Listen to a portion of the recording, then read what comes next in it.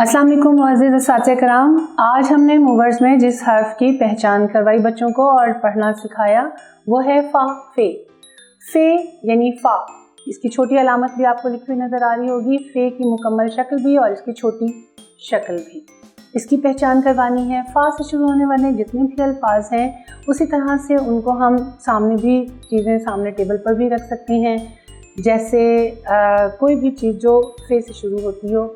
Football बच्चे आमतौर पर बहुत शौक़ से खेलते हैं, फुटबॉल हम सामने रखें। इसके अलावा फवारा जो कि अमूमन आमतौर पर हर जगह पे लगा होता है।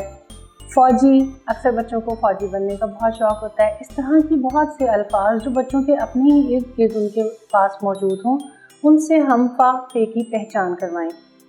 फ़ा फ़े की पहचान के लिए छोटे छोटे से जुमले बोलें और कहें बच्चे से कि इसके अंदर कौन कौन सा लफ्ज़ फ़ा से शुरू है। जैसे फ़हद एक फ़ौजी था या फ़ाख्ता उड़ती जा रही थी।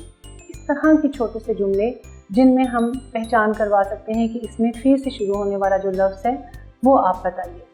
हमारी वेबसाइट पर आपको तमाम रिसोर्सेज दस्तयाब हैं जो कि आपके लिए बहुत मुआविन और मददगार साबित हो सकते हैं। इंशाअल्लाह ताला अगले सबक अगली वीडियो के साथ फिर से मुलाकात होगी। तब तक के लिए इजाज़त। अल्लाह हाफ़िज़।